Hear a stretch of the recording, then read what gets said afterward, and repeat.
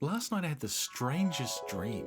I was wandering the streets of a grand bazaar, navigating the crowds in various stalls, when I came across a gentleman selling CDs. I asked the gentleman, as I had asked the countless vendors before him, "Do you have Tupac?" He stared at me for a moment, as if to acknowledge this burden upon my shoulders. I stood in wait as he knelt to his feet, till he arose once more, holding not only my salvation, but a sealed copy of Tupac's greatest hits. I thanked him, and a weary traveler, I returned to my home and peeled open my prize. And inside was not Tupac, but instead Pac-Man World 2 Re-Pac.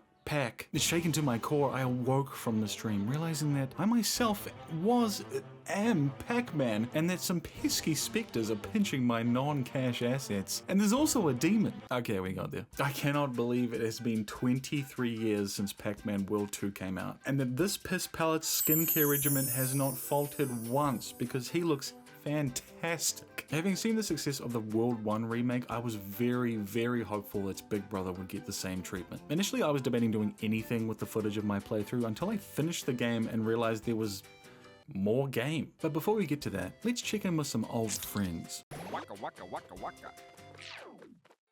Who the fuck was that? Pac Village is our first introduction to a feel of 23 Pac himself, his controls, and a glimpse at the graphic overhaul. The visuals will hopefully speak for themselves, but there's something else speaking at the moment.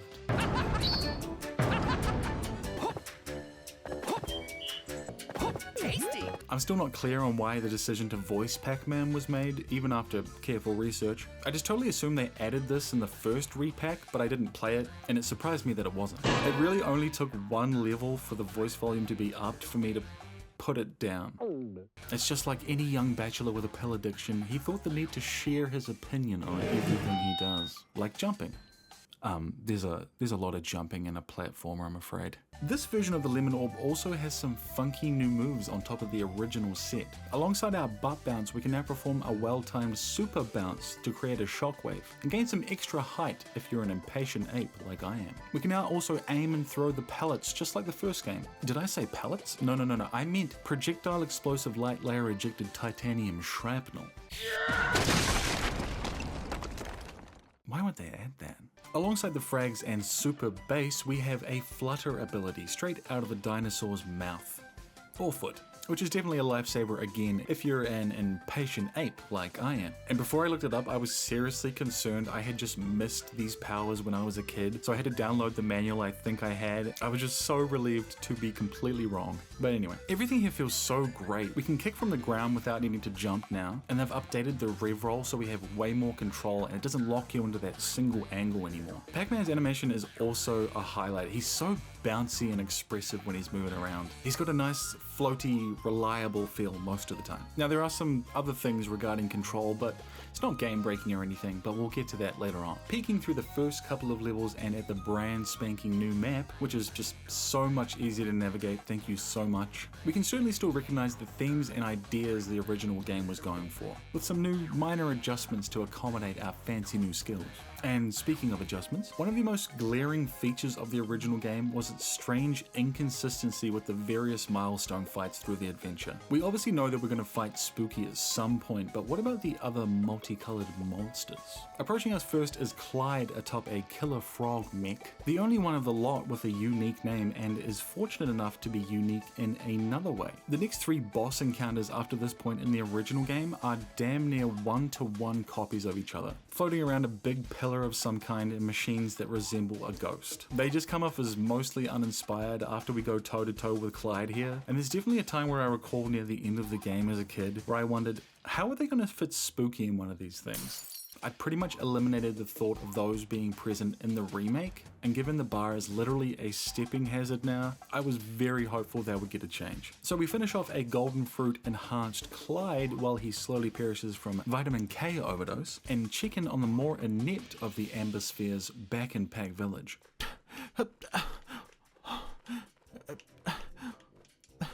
Gosh upon. Alongside the Gacha edition, there are also costumes for Pac-Man to unlock by doing certain challenges, definitely following in the footsteps of the modern platformer. Another unexpected alteration is the removal of fall damage entirely. The memory of being punished for rolling off a cliff just to skip something difficult is still running strong. Here it definitely feels like they've rebuilt the whole experience to cater to multiple approaches. There's now a clear path no matter what direction you're heading, and if you put your hat on of extreme impulse and impatience, you can sail through the breeze like a Swiss airless basketball just to avoid doing one jump, if you want to. I very much enjoy this choice, and there's definitely value to situations where the opposite is effective, but I love getting the keys to the Lamborghini, like how other platformers generously hand over theirs. It's for science. It's definitely for science. I will say I really like how they've made these wood sections feel like you're visiting a literal ocean nightmare and just heading home to sleep in these big cozy treetop apartments. And we'll need a good rest because tomorrow is a very big day.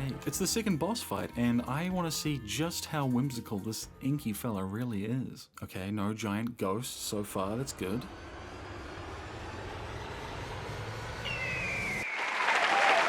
Enough, Sly Cooper. This is honestly such an upgrade. Even though I think I can see a hint of the original in there, that was likely not intentional. And these fights can be so tough too. I know that I'm guilty of trying to get in hits where I should be waiting. You're still going to be hot on your toes regardless. I was very impressed with this additional challenge and flashy new foe, and you could tell by my post-fight celebration back home that we are definitely hitting all the marks here. I am excited, continuing excitement. I'm going to go to the ice level next, and then I will do the ice skating level, and then I will regain my trust in video games getting fucking remade in the way that was supposed to be made in the first place. But all good things must come to an end. I'm, of course, being dramatic, but these rams, at least for me, have such a special place in hell for their ability to travel at light speed sometimes. If you didn't immediately deal with these guys, you would just hear them revving up behind you and either just launch straight past you or give you the Team Rocket treatment. They've toned down a lot this time though. They're a little bit faster on the rollouts, but because of that, they're easier to deal with, so you can just save yourself all the anxiety. Also, even though I spoke about the flutter ability at the beginning, this is the moment where I actually found it. Flutter? What? There's a whole move. It would turn out to be a requirement later, but thankfully only for the far more difficult situations. And though we saw a familiar face in many others up in the snowy hills, there's one face I never came across. Eyes out for a statue blowing me. HQ, no sign of statue blowing me right now. Proceeding with extreme caution. Oh, they got rid of the statues, I think. I guess you'll just have to be immortalized where you sit, old friend. Unless, of course, you head over to the MoltMode Emporium, where if you spend more than $75, you can get free shipping. That means if you spend $1,000 on this premium item, you can get free shipping. Wow, that's so crazy. Bye!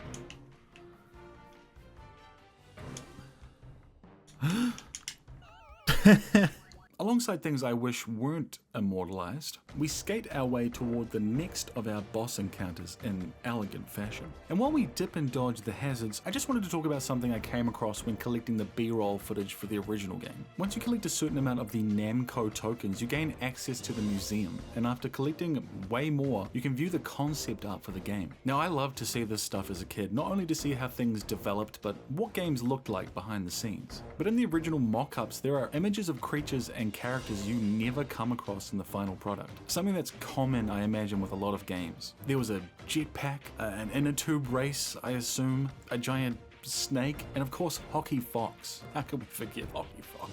This always felt so surreal to me. It was like peeking into an alternate universe and seeing my younger self, but I'm calling these diamonds instead of gems. Or like Spyro as a first-person shooter or something. Can you imagine that? There was even supposed to be a Yeti. Unbelievable, right? Yet I cannot see one. that wasn't all just a setup for that joke, don't worry. I just like to think that, like other teams have with their own remakes, this one has a firm grasp on what the vision was, and maybe there was some respectful homages to the things that didn't make it in the first time. With that in mind, it's time to get up close and personal with the next of the ghostly crew. And despite her delicate appearance, Pinky has used her time to prepare well. There's a great little pre-fight skate before the real tussle begins, and it's then we finally face the full might of the Sam Inspector. This encounter is a good mixture of patience and reaction time, definitely a true test of your abilities up to this point. It seems to scale consistently with the difficulty of the bosses we've already seen, but I'm betting you weren't expecting this.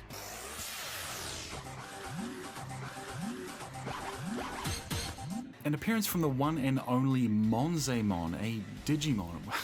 Absolutely unexpected and such a twist. Anyway, after a good handful of attempts and successful redirects, we get that big old mecha bear to give up the ghost and we head back to Pac Village. Now, having tackled most of the main game up to this point, I was so pleased with how things were shaping up. It almost made me jealous in comparison to the Crash and Spyro remakes. Now, I enjoyed the hell out of those collections, but there was still a part of me that wondered about more additions to the game. Not to sound greedy or anything, but you sort of just expect the base game to already be there when you hear about these remakes, so I can't help but reach for a little extra on top. Like an extra level set, or maybe another version of the levels where every texture is Cortex and Sparks is pregnant and... okay, maybe not that one, maybe not that one. Hi, Spyro. I think it's playing this game that I got a nice hint at the potential of a really solid platformer remake. Even if I did just compare a brand new game to an 8-year-old game, but whatever. It's in this section I think it might be the part of the playthrough where one of my sole complaints of the remake became more and more clear. If you get hit by anything while in motion or just in the air, Pac-Man will stop dead and more often than not just willingly fall to his death. He just completely halts any and all momentum. While the platforming in the volcanic area of the story is way more lethal and likely to trip you up, sometimes it started feeling more like an oversight that was turning me red on a few occasions. It was happening on and off up until this point, and I think these sections just make it way more obvious. Some enemies just hit you and send you flying down a pit while your movement is completely cut. And with the jump timings getting narrower and narrower as the game progresses, I was hoping this wouldn't be too much to stress about, especially when they still let you do this type of thing. Oh, I recall this bit. Man, this is way easier. Can I just...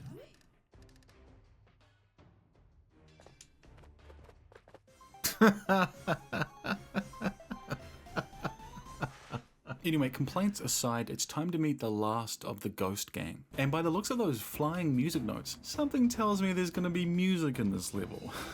Unlike every other one. I thought of the engine fight from Crash 4 here, except instead of flying music projectiles common enemies to attack and a task to complete before getting a chance to hurt the boss, it was actually just flying music projectiles common enemies to attack and a task to complete before getting a chance to hurt the boss, and a spiders. Truthfully though, this was such a fun fight. Not only because it's using every creative theme that I love, but it was so frantic. The later half and harder version of this fight was so chaotic, and just trying to focus in between dodging everything the Blinkster was throwing at me, I started forgetting this was even a Pac-Man game due to the sheer difficulty. And though posing a firm challenge for our corn on the orb, we muster the strength to overcome the 8-legged beats and secure another of our assets. And though it's time to celebrate, I can't help but wonder what lies ahead. One of the other notable features in the original game were the water levels, which definitely didn't help the case of water levels in video games everywhere, being completely auto-scroller and way too long for their own good. Much like I saw the bosses in the original, by this point I was pretty confident there was no chance they would let that happen.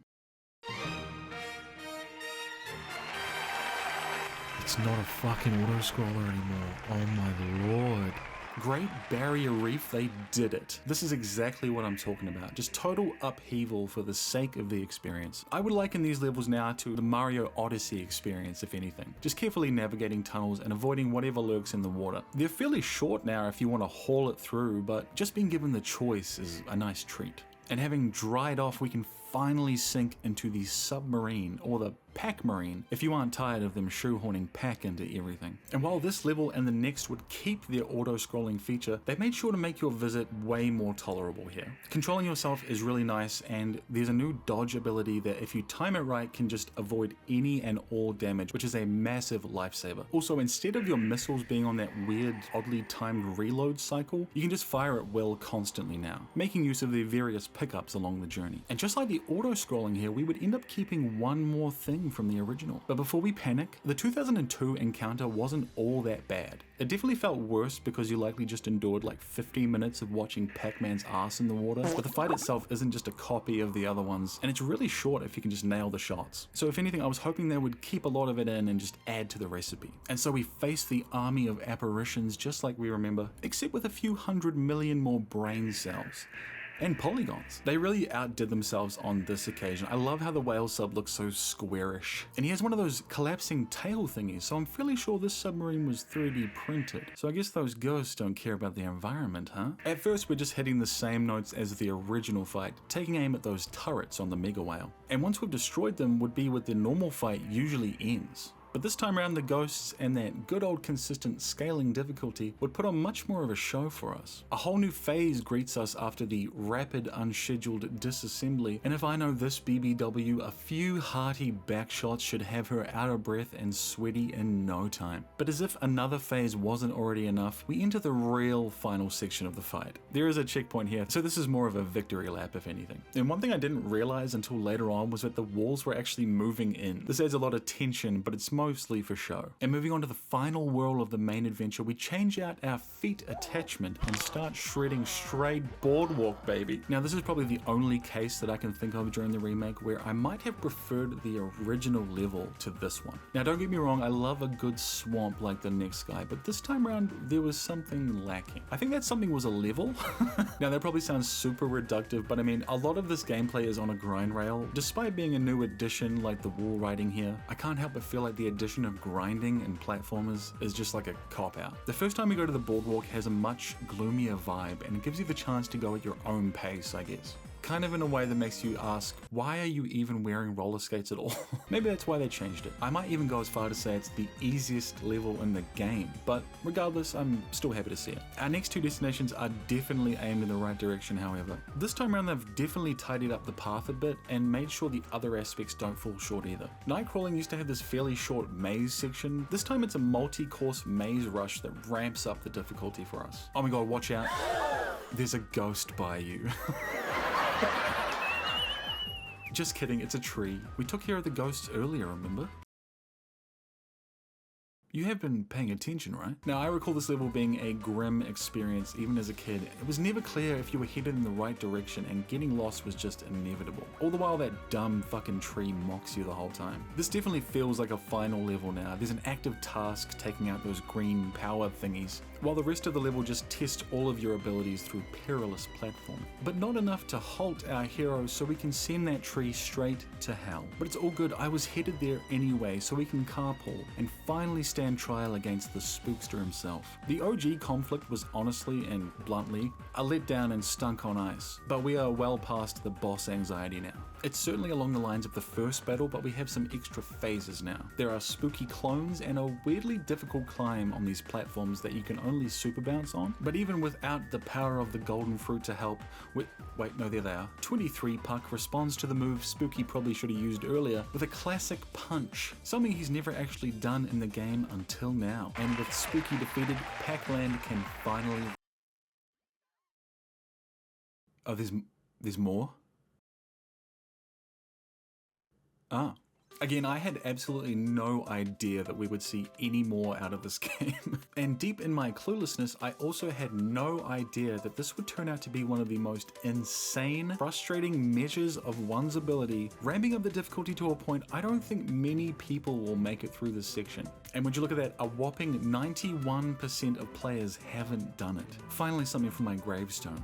What a relief. Maybe I just remember it this way, but think Super Meat Boy Bandage Girl section. This took far more time to get through than the main adventure for me, despite only having 1 level per area instead of 3. After a break, it was time to get started. Following our victory, we meet once again with the most inept of the Amber Spheres, Pac-Boy and Pac-Sis. So he's a boy and she's a sister. When he grows up, is he still Pac-Boy?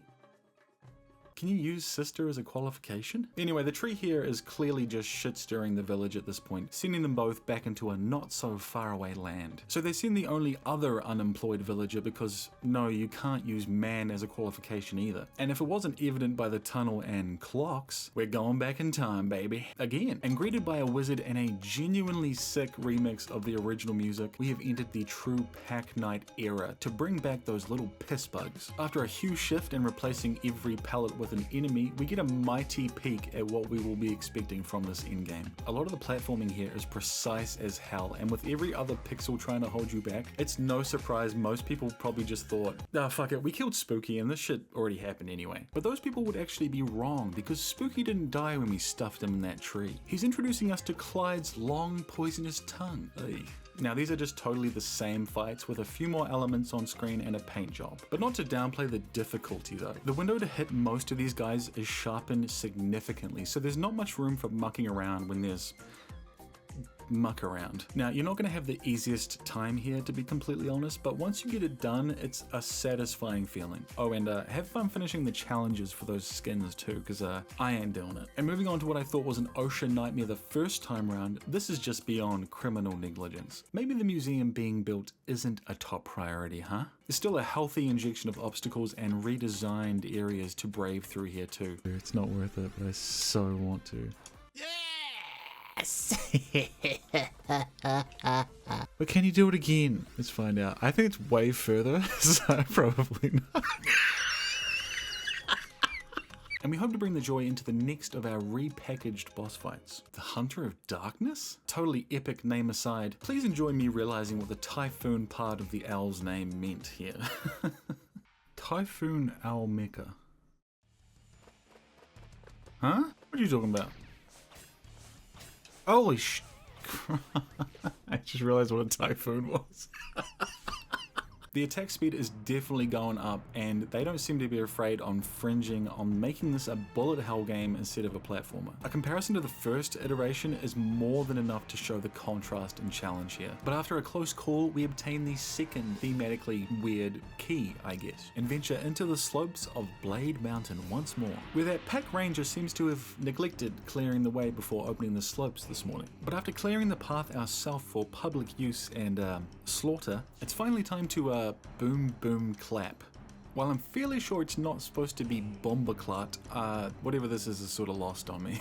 Pinky's second encounter is certainly a step up and a firm reminder of how tough this one can be even the first time we fight her. You get 2 chances to send those green bombs back at her mech, and if you're greedy and somewhat lucky with your positioning, you can get them both back to her, instead of just committing to one safely. It's mostly a matter of patience here and paying attention to the scattered little pricks, as I like to call them. It's definitely a run up the ladder, and I would be lying if I said I wasn't worried about the next fight and beyond, given how many times I have seen 23 Puck die in my hands so far. But all is well, because after waking up from his thermal shock induced coma, moving from a glacier to a literal volcano, it's time for things to warm up. And boy, I hope you like fried halloumi. Now my only real complaint, again, just because it's so evident in the sections with fire, if I could just still take damage and keep my momentum, I'd feel a lot less like I wasn't getting robbed of my flow during the experience. But as always, patience and lemonade prevails. And after a surprising appearance from the next boss at the end of the stage, we follow him into easily the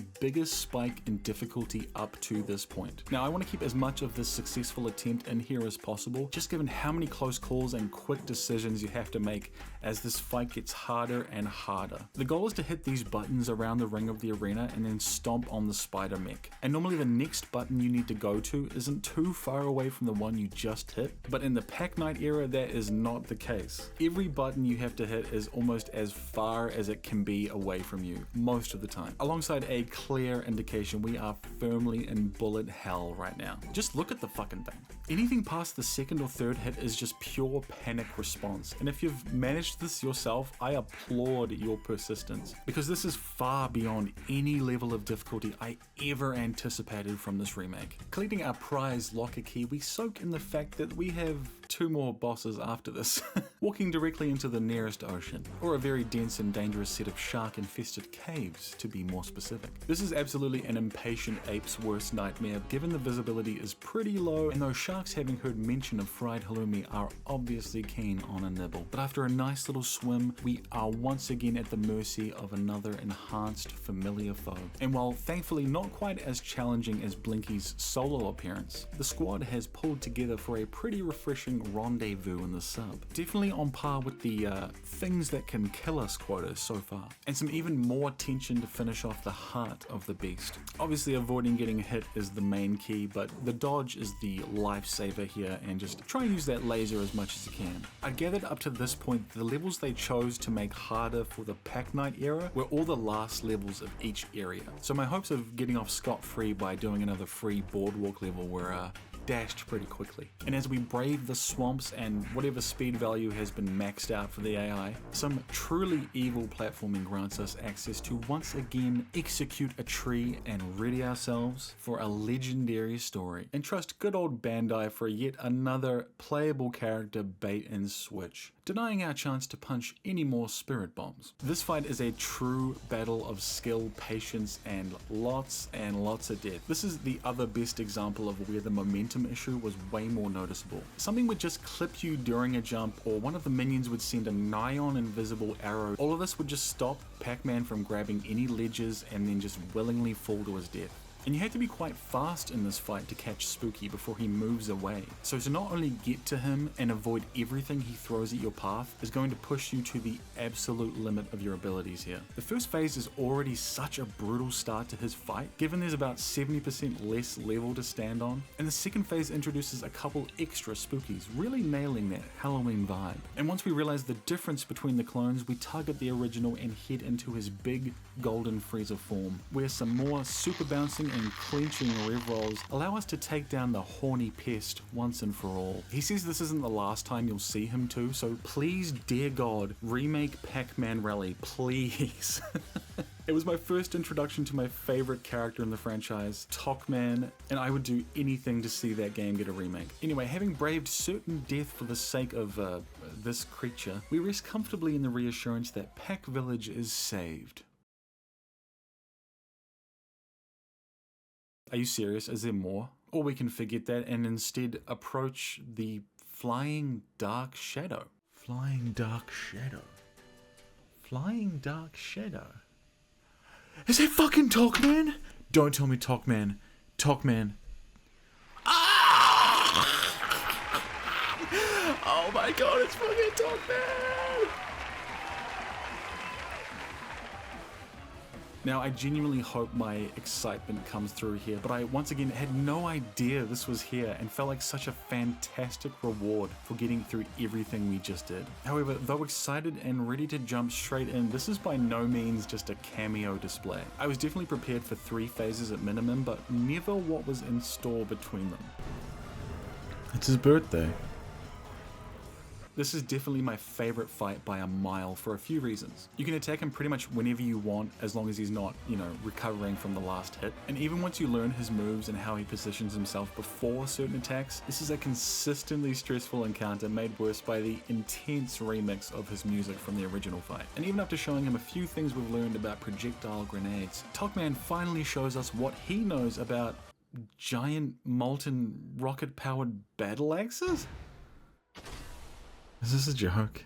The first time I saw this, I became instantly afraid, having no idea what to expect from his movement, and again, wondering, what the fuck happened to inner tube racing a Yeti, guys? I said it felt like a Souls-like, and this just solidified it. But even the great Pac-Man cannot withstand the piss pellet extraordinaire. So after a firm backflip, we secure our place among that 9%, only to be greeted by the best cutscene I have ever seen in a video game.